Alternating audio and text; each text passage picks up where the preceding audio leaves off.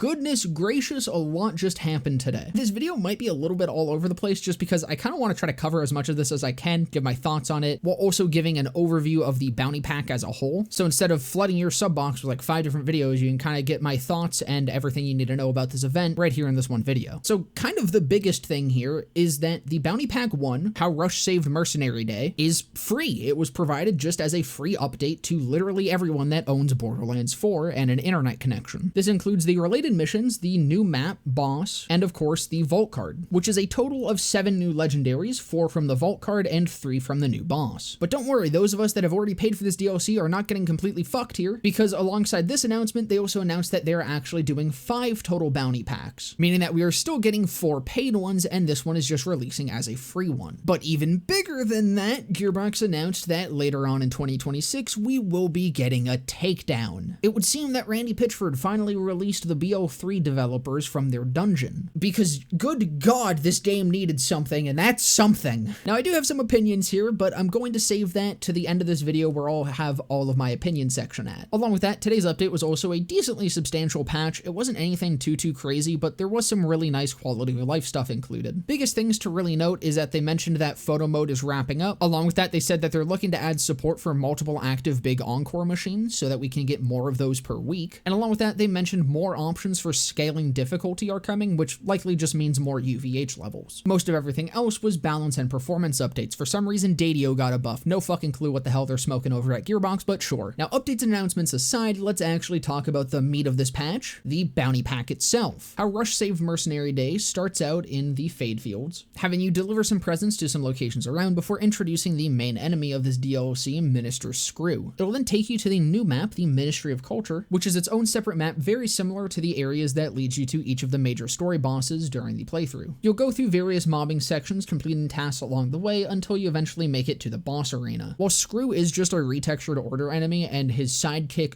Donk is literally just an order enemy, their attacks and the fight itself is actually very unique and pretty damn fun. But before getting too far into opinions, let's finish up with the vault card and then get into the legendaries that we got. The vault card is incredibly similar to the BL3 vault card. You get a big old card of a bunch of different items, 4 legendaries, a bunch of different cosmetics, and a new level progression system. Though whereas in BL3, the vault cards rewarded you with loot boxes, and that was how you got the various things and different keys so that you can unlock what you wanted, BL4's vault cards use a ticket system where each time you level up or you complete a daily or weekly challenge, you're just straight up rewarded with these tickets that will let you unlock what you want when you want. The first time you buy any of the 4 weapons from the vault card, it will have locked parts, but each subsequent purchase will have different roles. Coming to our legendaries and starting out with the boss drops, first off we've got a dataless rep kit called the Healthraiser that will spawn a health booster at the start and end of the rep kit's duration, which combined with the burst healing and health over time does mean that you can definitely get a lot of health regen out of this thing. But honestly, a lot of the defensive rep kits in this game aren't really that useful, with like the Kill Spring and the AF1000 kind of being the only 2 that dominate the meta for defensive options, and the offensive options also giving more than enough defense anyways. It is kind of a cool rep kit, but it's nothing too special. It does look really cool though. We've then got the Rowdy Rider, a Jacob's assault rifle that does seem to be cryo-locked. It also has lowered crit damage, but the unique effect is that on crit, it will ricochet 2 additional projectiles. This thing is just incredibly good for mobbing. It is an absolute menace, having really solid DPS even with that lowered crit damage, but just the AoE provided by those ricochets, and again, that really solid damage with them, is incredibly good for taking out big groups of enemies. Along with that, it can also roll a variety of different parts from what I've seen, and personally, one of my favorites that I've gotten so far is the Torg Stickies because it feels a hell of a lot like the Clairvoyance from BL3. This one is incredibly solid. And the final one from our boss is the Inscriber, being a T-Door pistol. I've only gotten one of these to drop so far, so I don't really know too much about it, but what I am pretty confident in saying is I think this might be one of the best pistols that we currently have in BL4, and it absolutely will be if this thing is able to roll with dataless shotgun, and even more so if it can roll dataless shotgun and Torg Stickies. But the Inscriber just has really good stats on it, and on top of just those really good stats, hitting an enemy spawns 4 projectiles behind them, fanning outward, making this also an incredibly good mobbing gun. And it's only going to be even better when we start getting more dense mobbing areas like a Takedown.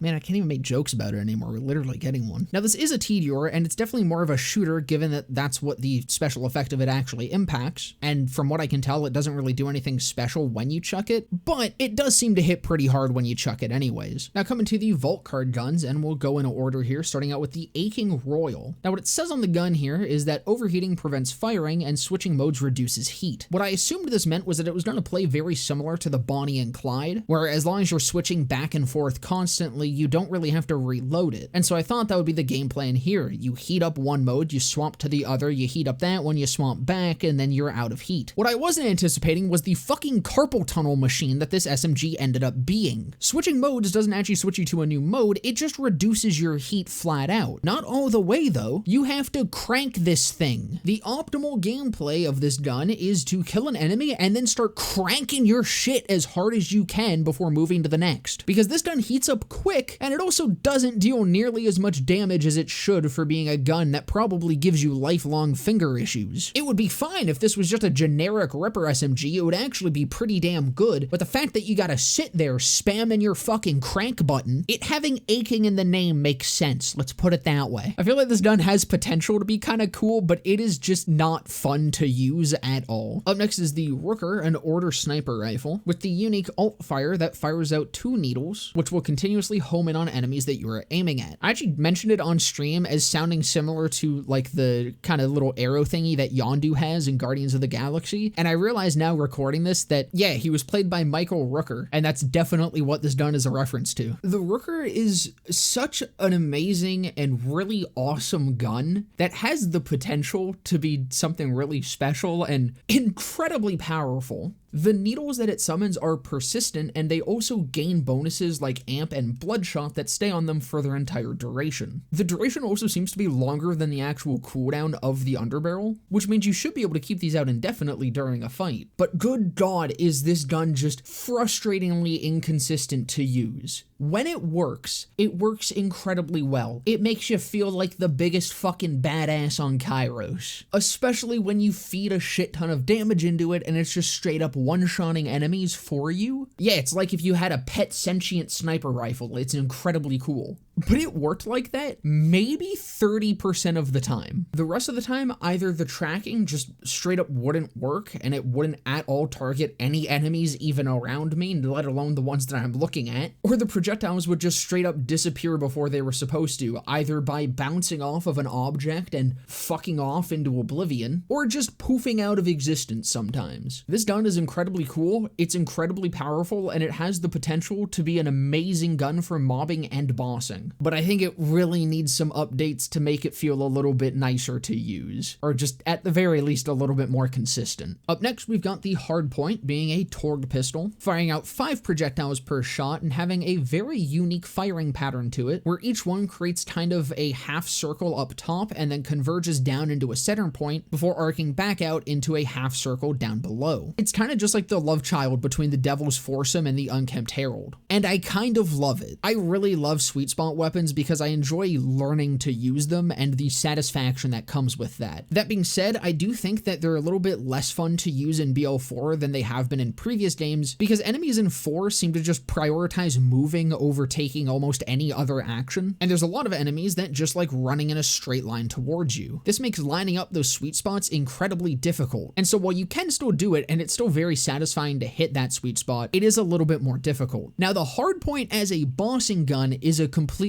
different story, because this gun can switch between both impact and sticky mode, and going to that sticky mode and playing a character that can stack a shit ton of stickies on a boss, this kind of feels better than the Chaosin. Definitely not the best sticky gun, that probably is still going to the bod, but it's way more accessible than going for a sticky bod, and it can boss significantly quicker than the Chaosin can, at least against big bodies. The Hardpoint is a very fun mobbing gun and a very good bossing gun. And our final legendary here is the Missilaser, a dataless shotgun that has a unique underbarrel firing out sticky rockets, with the main barrel firing out a laser beam that will detonate any attached rockets when it deals damage to an enemy, with each of those rockets dealing 4,183 damage. Rafa mains, you are eating so good with this thing. It is pretty good as a mobbing gun, mostly just because of the laser being very strong, with using the combination of the laser and the rockets being very good against tougher enemies. But this thing can deal some nasty damage to bosses, and with Rafa's underbarrel shenanigans, where, you know, he can fire them without consuming ammo, you'll be able to stack a bunch of them on an enemy and just annihilate it. The Missilaser is just a very good gun all around. We're gonna finally get into my opinion section about kind of everything here, but while I do that, in the background you'll be able to see me scrolling through each of the cosmetics within the vault card. And with that, let's start with my opinion on the vault card. I think overall it's very good. I was a big fan of the vault cards in BL3, and while honestly, I kind of liked the loot box system just because my dopamine receptors are just completely screwed, and goddamn, I just can't get enough gambling in my life. I think going towards the guaranteed ticket system, just upon completing any sort of challenge or level up, I think that's much better just for consistency's sake. Being able to level up and then use those resources to get exactly what you want instead of having to hope for keys or hope that you get a lucky drop, it's definitely a lot better. All of the cosmetics within it I think are also really, really nice. And as I went over earlier, I think most of the guns are incredibly good, and even the guns that aren't that good are pretty cool. The only one that could maybe do with some substantial changes is the SMG. And I do really hope that we see the tracking on the Rooker get better, because that has the potential to be so cool. As for the actual content with how Rush Saved Mercenary Day itself, it's a bit of a weird situation, because until today it was marketed as a paid content expansion, and then suddenly they made it free. So it feels difficult to fairly judge this, because I feel like if I'm acknowledging it as free content and just simply judging it as free content, that's almost giving Gearbox an out here, and that kind of feels like the intention with this decision. But that being said, it is free content, and judging it as paid content also wouldn't really be fair, because it is free regardless of what their intention was. So I'm going to talk about it as both as what it is as a free piece of content, and also what it would be like if it was paid. But first off, just what the content is itself, and what I think about that is simply that it was fun. I did enjoy my time going through this content, even though it was pretty short, taking me maybe a total of 40 minutes, but that was me bumbling around and talking to my Twitch chat, and also having my drivers just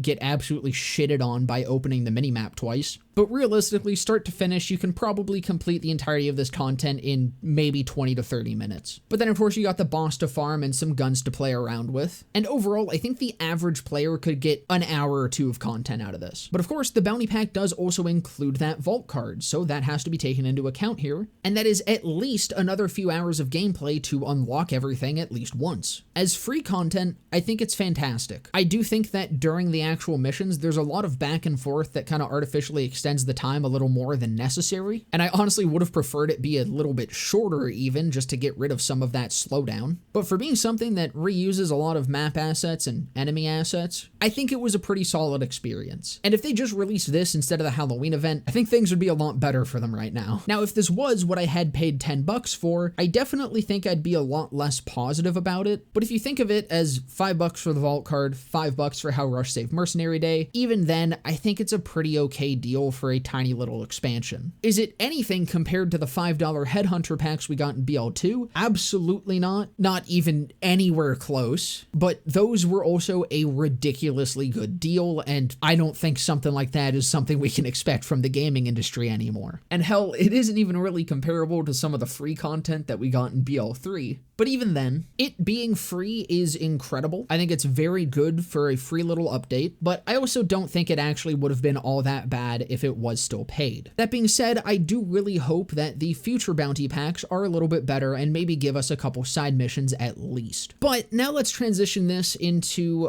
more so overall thoughts about the game and the patch as a whole. This is where I'm probably going to start getting a little bit more negative, and to preface that, I want to reiterate, I'm just some fucking idiot talking into a microphone in my bedroom. My word and opinion is absolutely not gospel. I am not a game developer. I'm simply a longtime Borderlands fan that really likes yapping. And as that, I don't think today was exactly what this game needed right now. This bounty pack adds new content, but it's new content that plays into the content that we already have, which is farming and grinding. It didn't add anything outside of that, anything outside of the current gameplay loop that is established as the endgame of BL4. before, which is kind of the entire issue with today. Now, to be fair, what we got today is pretty much what I expected. I expected us to just get a mission, a mobbing area leading up to a boss, and that's it. As I said, it is a little bit better and a little bit more fun than I was anticipating it to be, but I think the big make or break today was the patch. And I really do not think that this patch today was substantial enough to be what this game needs. I do think what they mentioned that they're working on is incredibly nice and incredibly good to hear. I feel like they are actually listening to the wider community as a whole instead of a few different subsects of it, but as much as I hate to say it because it makes me sound so doomer gamer bro, I think it's too little too late. Imagine how much more hype there could have been if instead of talking about photo mode or talking about the fact that there's going to be multiple big encores per week, if instead we just had that, or if we had a shit ton of Vault Hunter updates, better balancing them, giving them more options, fixing how awful Vex's killstills feel to play around, giving Trouble some actual substantial buffs, making the Teen Witch actually drop with +5 into Grave Thirst. I know this is Vex-centric, but that's the character I've been playing the most. I know pretty much every other Vault Hunter has substantial problems like this, and there really wasn't too many of those things addressed today. Or better yet, they could have fixed how awful it feels to start a new playthrough or to get another character leveled. Fixing the stupid ass enemy scaling when you're doing a playthrough where they'll jump 5 to 10 levels above you as a way to try to incentivize you doing the side quests that give you no XP. Just get rid of that, make enemies scale properly, make missions actually reward XP, make bosses actually reward XP, make the level 30 stip at least unlock every fast travel station and maybe SDUs, and just fix the new character experience, because that's a way that they could have, with this patch, introduced a new type of content. It's not really new, but it would let people engage with the gameplay at a lower level and start new characters, and it would hold people over significantly more than just endlessly grinding the endgame. There is a lot of good in today's patch. Don't get me wrong, I'm very excited about a lot of the changes that they did make today, but I think the focus was just in the wrong area, especially considering last week ended up getting delayed. This patch needed to be big. And as excited as I am for a new Takedown, who knows when that's actually coming? That's something that should have just been planned from the start, but the fact that they're just throwing it out there now means we probably won't be getting that until the end of 2026. And while I am very excited to see what comes of that, who's gonna be around then? Truly only time will tell, and I could just be concerned about nothing. But I do hope that one way or another we start getting more substantial patches, because that's kind of all we get between being drip-fed content right now. We still have at least a month before Bloom Reaper. In Q1 2026, we'll be getting a second bounty pack, and likely it's not until at least February that we see our actual story DLC. Content is coming out slow, and we need things that are going to hold us over for more than just a few hours. The only way to realistically do that right now is through patches, and they've been really lackluster. I do hate to end on a little bit more of a down note here, because I do love this game. I'm very excited for the future of it, but that's exactly it. I think Borderlands 4 is going to be fantastic a year from now. The only problem is, I don't know how many players are going to be around a year from now. This patch has brought a lot of people back. Prior to the patch, the game was hovering around 5,000 players on Steam, which for reference, 5,000 players on Steam is where Borderlands 3 was hovering around in 2025, 6 years after its launch. And that was a game that didn't even launch on Steam until 6 months after its initial release. BL4, currently as of recording this video, is up to 13,000 players, and you know what? That's fantastic. I don't want this game to fail. I want this game to have player counts. I'm not going to celebrate when it has low player counts, but we need content that's actually going to be sustaining these player counts. And you know, it's possible in a few days I'm proven entirely wrong and that the patch that we got here actually does sustain player counts. I'm gonna quit yapping now. This video is probably way longer than it needs to be, but down in the comments, I'd love to hear what you guys are all thinking about the DLC and everything going on right now. That's gonna about do it for me though. I hope you guys enjoyed. If you did, definitely consider leaving a like, comment, subscribe, all of that. Down in the description will be a link to my Twitch channel where you can follow to be notified of when I go live, and just under that is a link to my Discord server where you can come and join and hang out. But with that all being said, I hope to see you guys in the next one.